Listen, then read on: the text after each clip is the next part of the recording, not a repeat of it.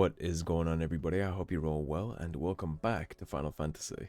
Now, given that we're starting this episode at the hunt board, I'm sure you figured out already what we'll be taking on this episode. I'm gonna get both of these hunts out of the way.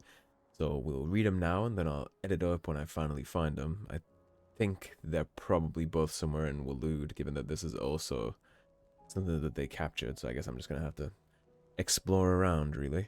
So we have Bygul. Among the diverse beasts that make their home in Waloed, there are many that seem not to be a creation of nature, but of some malign god.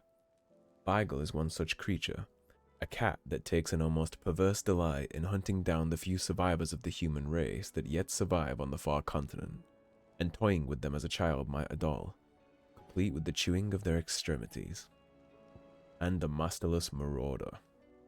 The Waluda army captured such beasts and tried to train them to serve, but this particular specimen's training has long since ceased. Whether its captors turned akashic with the rest of their comrades, or were eaten by their pet when it broke free from its bonds, we shall never know. All we do know is there is none left alive who knows the words to put an end to its rampage. Only a show of force will suffice. Alrighty, let's go get him done. I will clip the video here, and I'll catch you guys when we find Bygul. Well, I think we literally just spawned right in on him from here. Was he here the last episode when I just went this way to... I just never see him. Because when we came here for the monastery, which is literally right there, I spawned here and just ran in this direction. If I had turned 25 degrees, I would have seen a hunt over here. It's funny. Well, buckle up, everybody. I'm not sure which one this is. Clive, I don't think we need to get this close.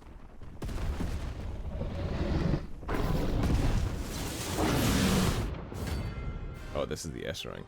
Well, starting with the stronger one. Let's see what he's got for us. Another of the royalist guard dogs. Quite a specimen of these two. Nice try.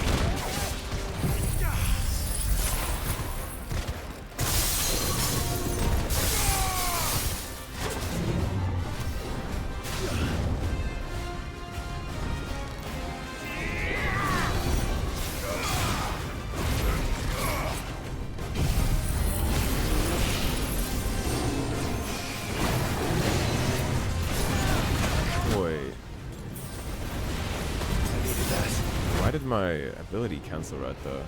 Did I miss the first attack because he wanted his hind legs?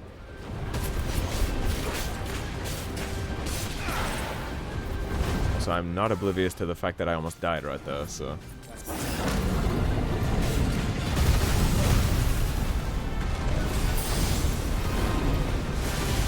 Let us take this asshole vastly more seriously.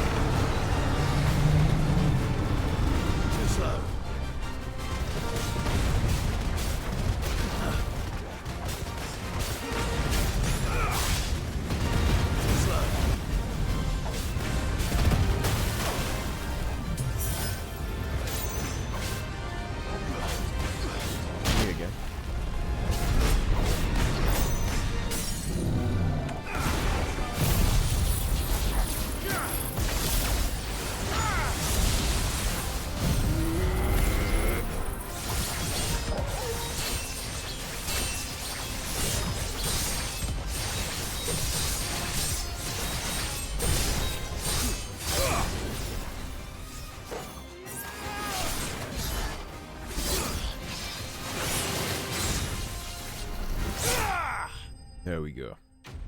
He was tough. Come on, Orichalcum. You know what I want. Let's go. Behemoth Shackleland and Orichalcum. Now, if our last hunt that we have to do down here gives us another Orichalcum, we can craft our godlike sword this episode.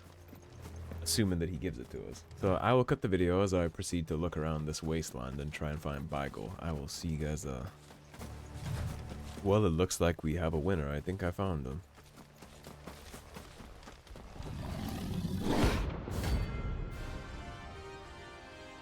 Is that just a cranked up curl? Pretty looking animal. That's no ordinary car.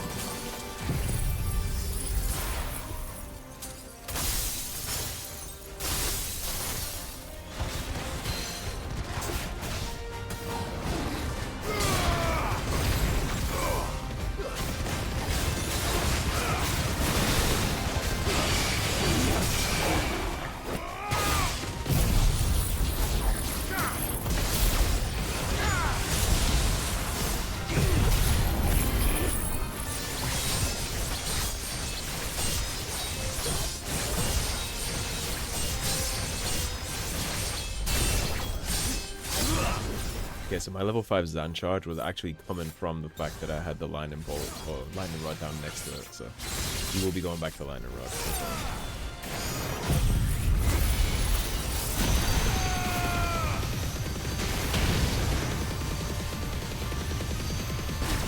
The girl actually despawned there for a second.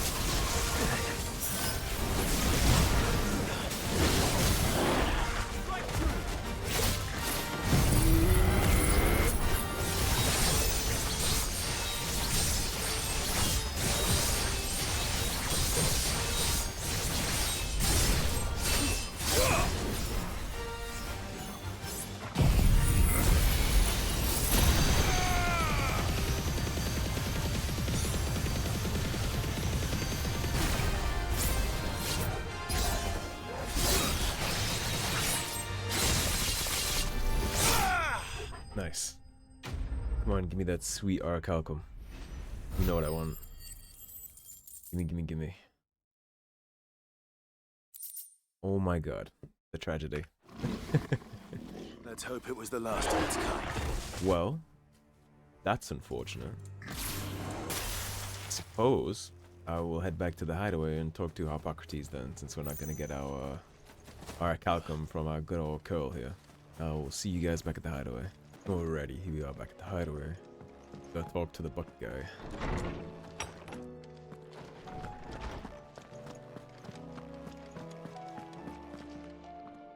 Ah, Clive, my boy.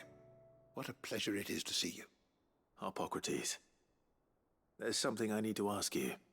I've been charged with locating a book called From a Distance. Then you seek a rare gem indeed. One whose name I had not thought to hear from your lips. You've been talking to Vivian. Right as always. But she didn't seem keen to tell me very much. I take it she didn't like what you had to say. And yet I gather it did naught to dissuade her. Clive, if the young professor has tasked you with obtaining a copy, I fear she asks the impossible. The executors would not allow it. The executors?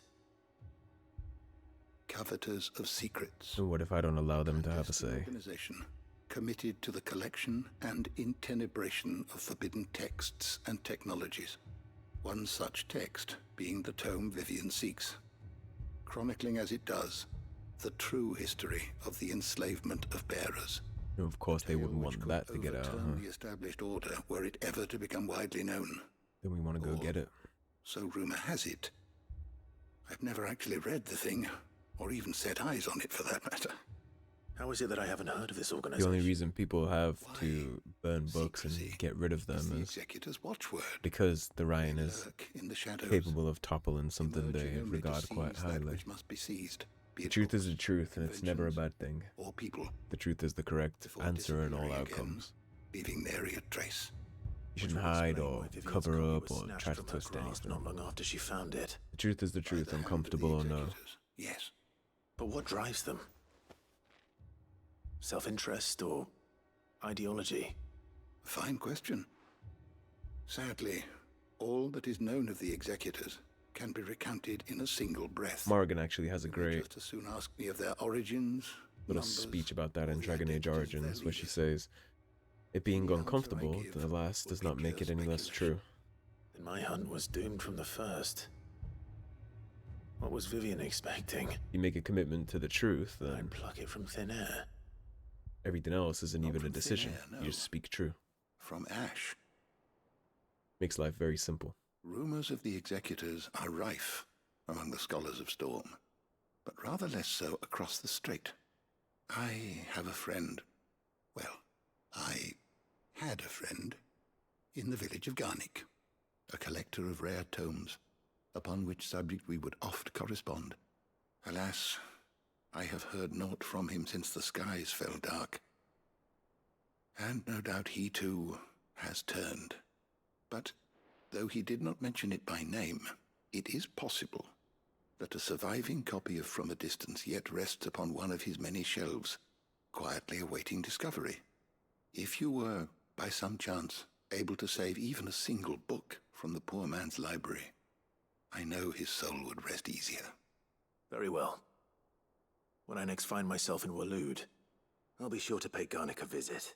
We already did pay Garnick a visit, so I would not hold your breath for your friend to be getting out of there alive. If he's from that city that we went to visit, you remember the village where I was like, I wish there was a boss fight here, and the whole village had turned to Kashyyyk. That's Garnick, so his friend is very likely gone. Now, the reason I'm hopping over to Drabosh is because that's where the fields of Karava are. And I assume this little marker right here is our friendly turtle that we gotta kill. And since we're getting things done that we'll have to head back to the hideaway for after, we may as well grab that on our way, and then we'll turn them both back in at the same time. We should be able to get this and Vivian's book done this episode, I think. I've only been going for around 20 minutes, and I'm gonna edit the shit out of the times in between where I was looking for the monsters, so. Here we are again. Karava.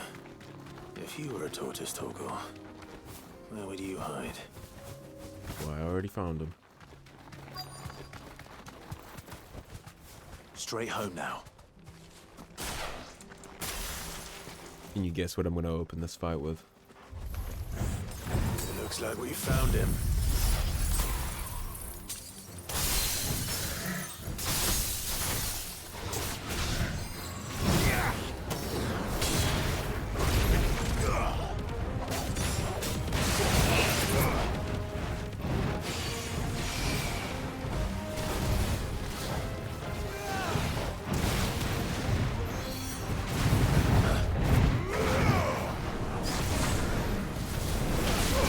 Nice try.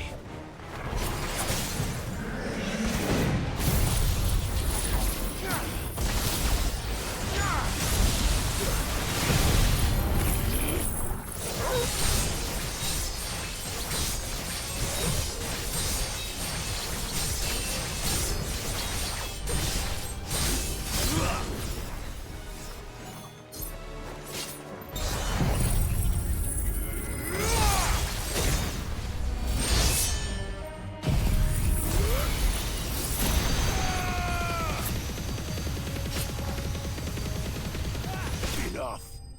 And there's my flat over 100,000 damage. Without Lightning Rod. There's adamantoise shell. I better get these materials to Mid so she can finish her prototype. Yeah, I wanted to see. I went ahead because I really didn't want to go without Judgment Ball. I like using that. It reminds me of Sid. So I went ahead and put this on, which increases the rate at which Dancing Steel fills Zantetsuken gauge by 25%. So I want to see if I can get 100 charge out of that. Just with that medallion on. So actually, you look like a... Wait, I still have a 1 charge. Why do I still have a 1 charge? Interesting. Does it start at 1? I thought it started at 0. Anyway. Where are we heading for the book? Waloed, correct? Yes. We gotta go to Garnick. I haven't used Odin much, but that little pop you get when you turn to him, it's very cool. His magic burst looks cool too. It's all like dark energy. Tell me that doesn't look cool. The village looks abandoned. Now, which house would a bookworm live in? Oh, well, the whole thing wasn't abandoned. We just loaded all the Akashic last time we were here. Which, surprisingly, they didn't spawn back in. They usually do when you reset areas. Maybe it's meant to be clear for the quest.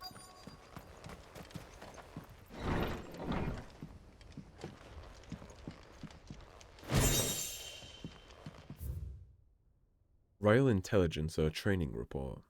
In the wake of the tragic fire at Cair Northern in 873 V, and the subsequent depletion of our most highly practiced intelligences, all mainland strongholds were instructed to redouble training in clandestine maneuvers, improvised weaponry, and assassination techniques, and dispatch promising volunteers to Stonehere for inspection. This report details progress made by the stronghold at Garnick in reinvigorating Waloed's ranks of esteemed intelligences. This is a Royal Army logbook. Did he take this from the local barracks? A complete botany of Banes. Ytra fortida, or tail of women.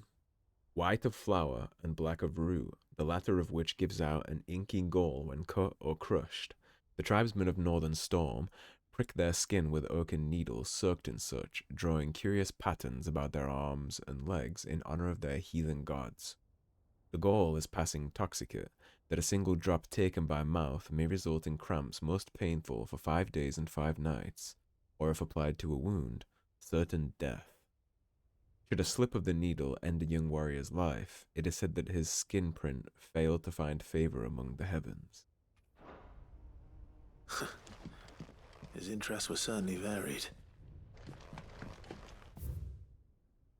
The folklorist fabulary, the Moogle. No spirit or sprite appears more often in Valestian folk tales than the humble Moogle.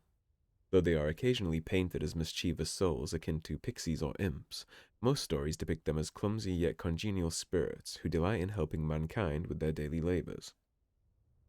They are said to have sweet tooths, leading to the common superstition that one must not leave cakes or other sweetmeats uncovered overnight, lest naught remain but crumbs come morning. In appearance, they are described as being covered head to toe in soft white fur, excepting the small dark wings by which they are somehow able to take flight, and the brightly colored pom-poms that protrude from the tops of their heads.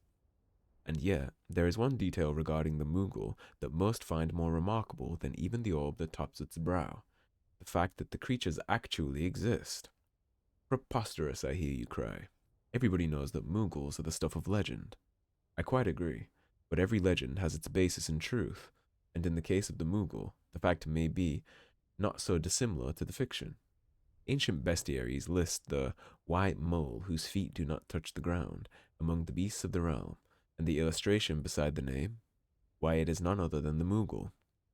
Of course, it is true that the creatures are not known to still survive in the Twins in the modern day. Perhaps their miniature wings carried them to other climes. Perhaps they were hunted to extinction. Or perhaps, just perhaps, they do still live among us, hidden away far from human view. Legends do almost always have their basis in fact. I think that's the same with folktales about werewolves and things like that. There's probably just giant wolves back in ancient history that murdered people. Obviously not werewolves, but we didn't know what a wolf was back then. It just looked like a monster in the dark. I think that's why some people are still afraid of the dark and why we like to be in the light so much is because thousands of years ago, when we were in a little camp village, if you strayed from the fire, you would get pulled off into the night by a monster and murdered. It's probably just been ingrained into us over the years. From a distance, the fall of the bearers. The emergence of the first magic adepts was widely heralded as a gift from the gods. Indeed, the title with which those with the gift came to be commonly known is most likely a contraction of bearer of the heavenly blessing, the wording used by the tribunes of the time. Those born with the blessing were lauded as living crystals and granted high office and plentiful reward for their status as chosen ones. Over the years, this reverence for their kind would become a full-fledged religion led by the bearers themselves, a development that would prove fateful. The divers nations of the time were unanimous of their disapproval of the founding of the church, while the authorities had for years welcomed bearers into positions of power in their own structures of state. They were mistrusting of an organization led by bearers for bearers. Efforts were immediately made to chasten the church and its followers, banning members from holding office, evicting adherents from their homes, and breaking up meeting by force. The church responded by forming a volunteer army to resist this persecution, and yet it continued, creating a cycle of ever-increasing bloodshed and rancor, and a growing rift between those born with the blessing and those without. What began with beatings and street clashes would eventually spill over into an all-out war that consumed the greater part of the twins for nigh a generation and decimated the population of men and bearers both, the deluge of blood that stained the land crimson and left an ever more lasting mark upon the minds of the Valastian people. After the bearers' last resistance was crushed, the nations of Valastia came together to sign the Continental Accord that initiated the system of slavery that persists across the realm to this day. Its well-known phrase, bearers are others than human, has its roots in the bitter war of the years before, being the unblessed's only excuse for their calamitous refusal to allow the blessed to decide their own destiny. Well, it sounds like they started off being lauded and a cut above the rest, and then eventually people got resentful of that, but they were still okay with that. Now, of course, that kind of two-tier policing and societal system is always going to cause resentment. And then you get the final phase there where they made their own Scientology, essentially. And that's where it really piped it up people's butts. And they decided to give them the smoke. And then the rest of that, to the victor goes the spoils, right? When you have such a big resistance that costs so many lives, you figure out how dangerous bearers are. I mean, look at the curse breakers. They're smoking monster hunts, apart from the very harder ones that we have to deal with. Not only can they be great swordsmen, they can only also cast fire, lightning, ice. You can totally see how that would be a threat. What I'm having a hard time seeing is how they were defeated. Perhaps they were lackadaisical in their training with the sword because they had magic, and so you have places like Waloed that live and die by it, that just better in sword fights, maybe, or maybe they were just outnumbered. If bearers are rare, then they were likely outnumbered 10 to 1, maybe more. Even fireballs can't make up for that. And then, obviously, nobody left alive even remembers this time, so they would want to hide this so that the bearers don't rise up, I imagine, if you told a bunch of bearers that they were actually considered to be the chosen ones at some point. There'd be a lot more revolution around the world. Well, we'll certainly take it back and give it in. But if what it says is true, I need to get this back to the hideaway. They can definitely have their histories for all I'm concerned. I'd happily give it to them.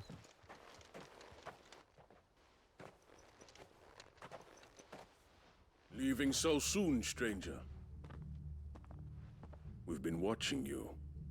From a distance, so to speak. Subtle. I know who you are. Then we need not waste time on introductions. I won't be giving you the book. Hand me the book. It's not gonna happen. Leave it in our care and return to your life. Your care? Do you mean to burn it or bury it? That is not my decision to make. But by one means or another, its contents shall be removed from the common record.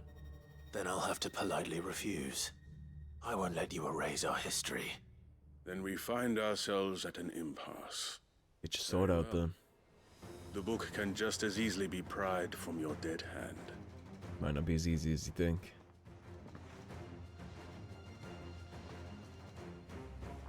Well, you're gonna need more than this. Let's see, shall we? That's almost not fair on you, man.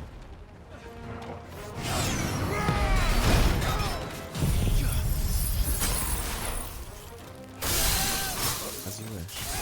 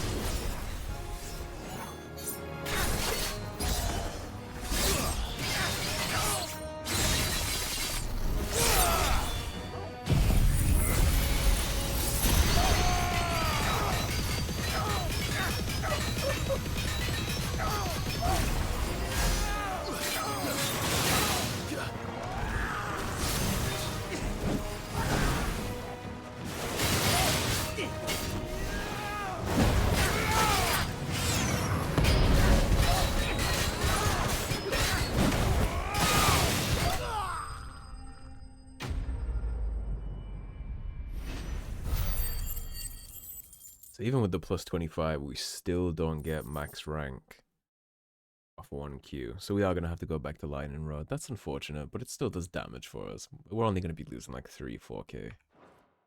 Not that big of a deal.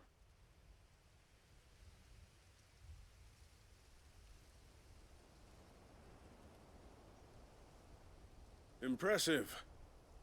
But we have other means.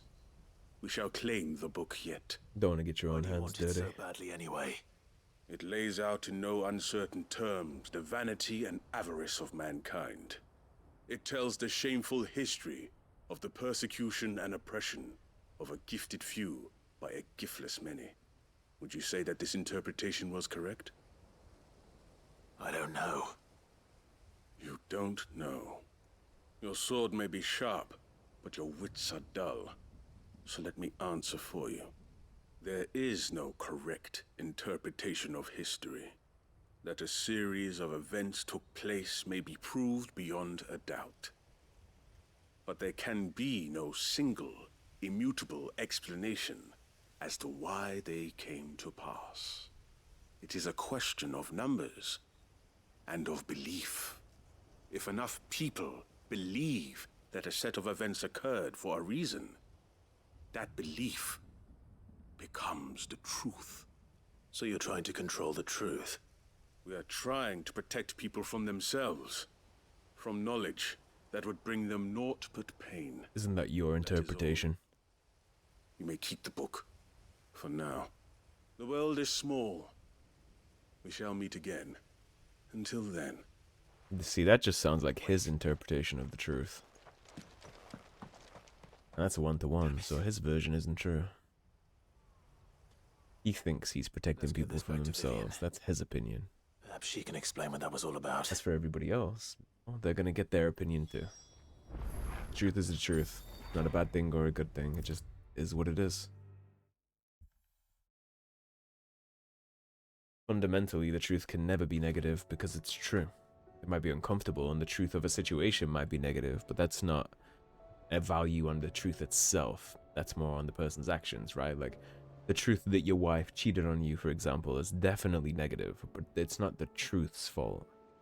It's the person's fault for cheating. The truth of it is always pure because it's true. It just happened. It is completely amoral. There is no bad or good designation to it. It's just what it is. It's what happened. It's what is. It's what was said. It's the truth. Like silver. Vivian. I found it. The book you lost.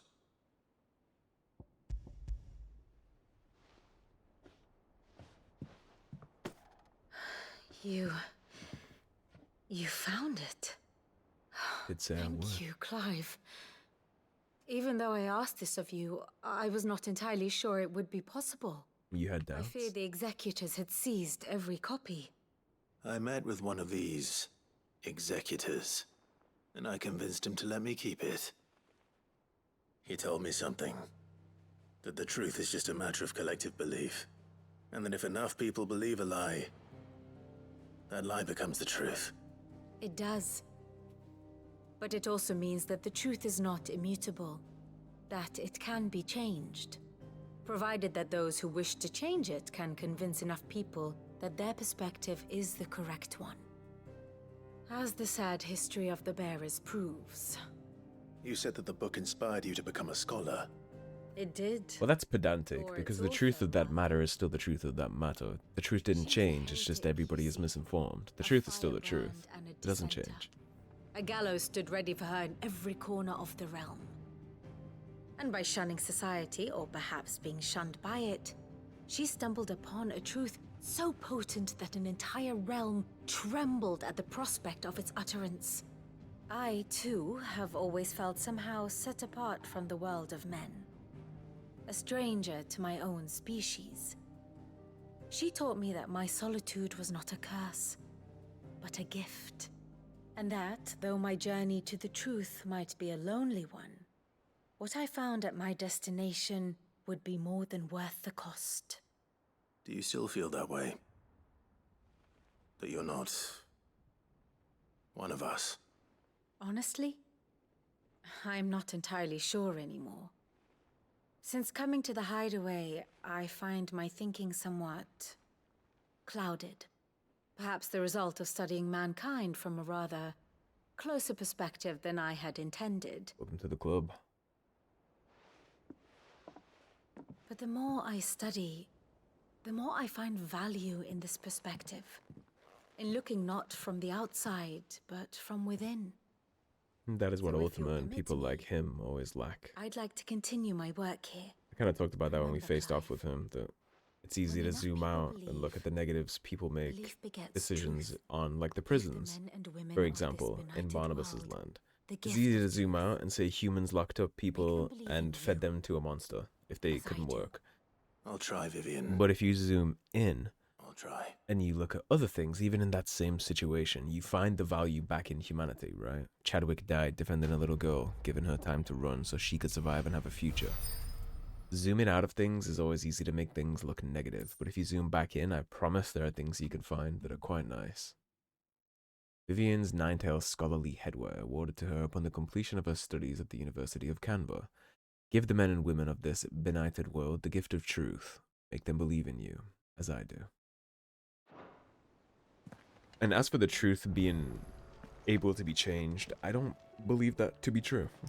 Speaking of truth, I think the reality of that situation is rather different. For example, if you kill somebody, let's say in self-defense, so they find you not guilty of murder, they're not saying you didn't kill anybody, they are justifying it. The truth is still the truth, it doesn't change.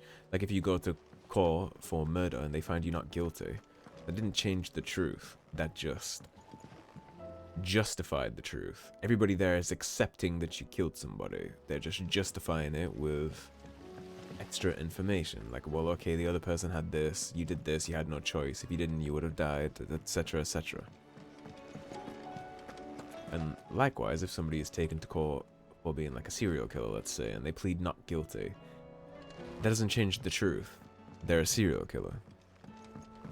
It's just an attempt to justify or get off, right? Like, the truth is always the truth, no matter what. Making people believe misinformation does not change the truth, it just makes it so that a lot of people are misinformed. And trying to find the truth of things can be very, very hard. And I will say, sometimes the truth changes. But that's more of a circumstantial thing, rather than somebody intentionally changing the truth. For example, a good way to justify that part is to say, well, you remember like 1,000 years ago, it was the truth, the earth was flat. Everybody believed that. Science that was, well, modern science at that time back then, believed that, and so it was true. then more scientists came along, we actually discovered that it's round. And so that was true. That is not the truth being changed by perspective, it is just the best knowledge you had at the time, which is a different topic. Let's turn this into mid anyway before I ramble more. Mid. Tell me this is all you need.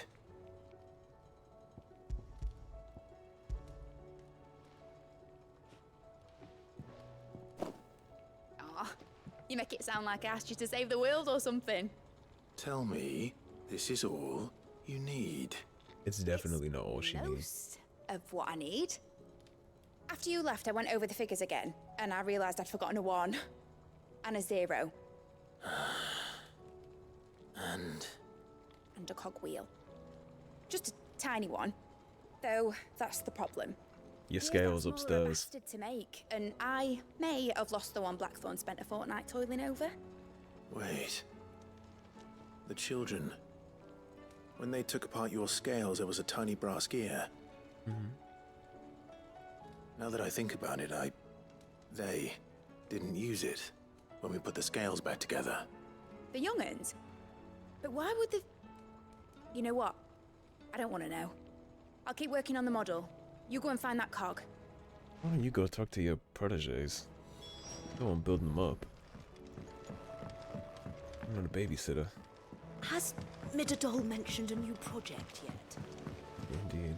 Not exactly. Sid! Is Mid still hiding from us? She wasn't hiding. She's fine. She's just busy working on her next project. Which you guys can help her with. Invention.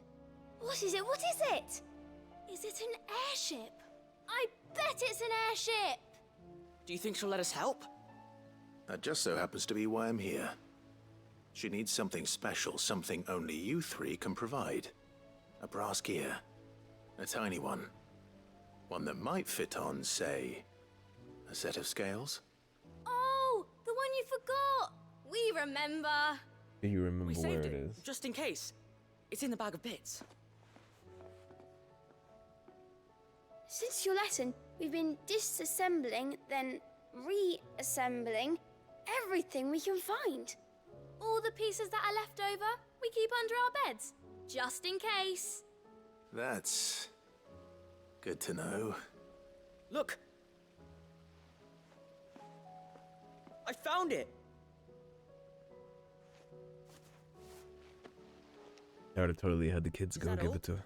Just the gear? They We get have more more of a parts kick if out of Mid it. needs them. That's all for now.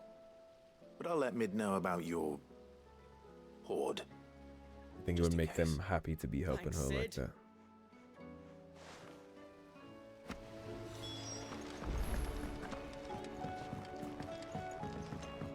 Yeah, I would have sent them down to turn it in. Force her into interacting with them. Well, did they have it? They did.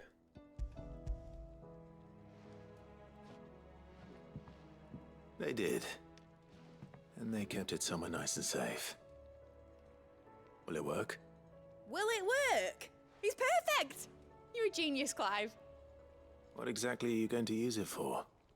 Only the most important job of all. The wings aren't going to move on their own. But with the right cog in the right place... Well, you just wait and see. Yeah, I don't believe the truth should be hidden in any circumstance. If the truth would start a riot and make people rebel or any of that stuff, the truth is still the truth, and people can act accordingly based on their own decisions. But it should never be hidden. There should never be deception or withheld information. I don't Here goes think. nothing.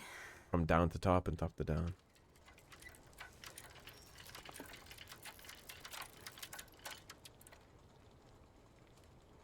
I think they need a little more juice, Med. Titan's tits. It wasn't supposed to fly, was it? Of course it was supposed to fly. Well, you only spun it Wouldn't much of an once. airship if it didn't. Honestly, these bloody engines are driving me mad. I was so sure this would be the day she soared. The Mithril engine was made to make dreams come true.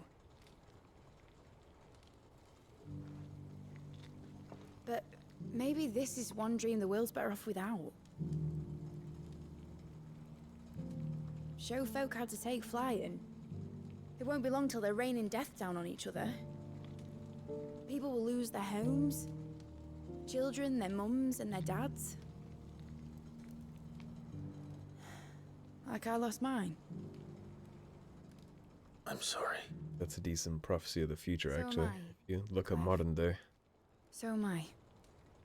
I am Sorry become that I have death. to choose. Do I follow my head, or do I follow my heart?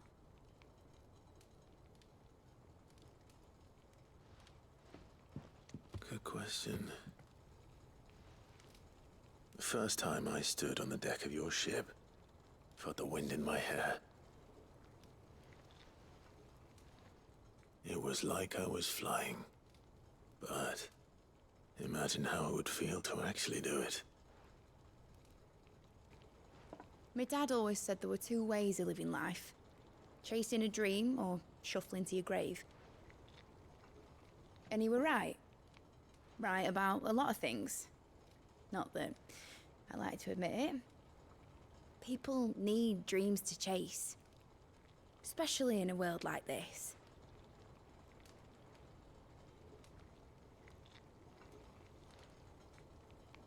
Right. When this is over, I'm gonna take all my mithril engines to Zemeckis and sling them over the edge. I won't have my dream end up turning into someone else's nightmare.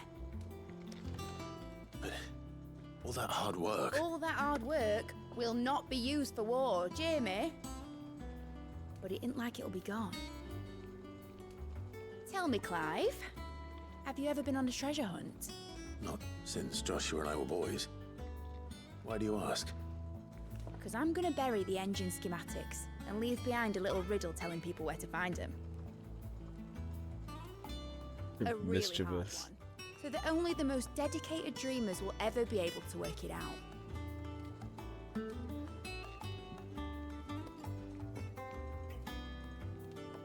Ooh, I can picture it now. Some daft general squinting at the words with a gormless expression on his mug. Like that one, yeah. Right. Little far from a general.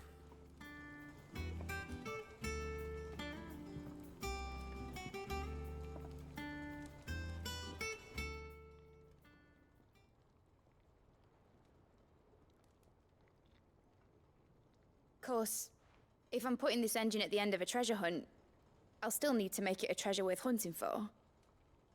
Won't be much of a prize if it couldn't even make a toy boat fly after all. My dad always said, dream big. You really ought to go see his But it ain't the burial size of a dream place. that's important, is it, Clive? Only that it's a good one. And I reckon I've got a fair few good uns left in me. I'm sure you do.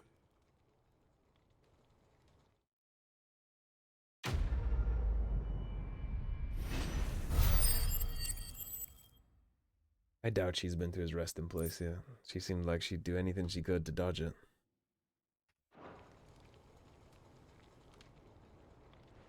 Alright, and that is a huge chunk of those quests done. We only have 3 more, which I imagine we can do next episode. Or perhaps I'll make where there's a will its own little thing. Whatever should I write next? But we do have plenty to get on with still, so that'll be fun. That is going to be a wrap for this episode. Thank you for watching. If you enjoyed the video, please subscribe, leave a like and a comment. If you want to support the cause and help improve the channel, as always, there is a tip link in the description below. Otherwise, stay tuned and I'll see you soon with more Final Fantasy. Take care everybody, have a great day.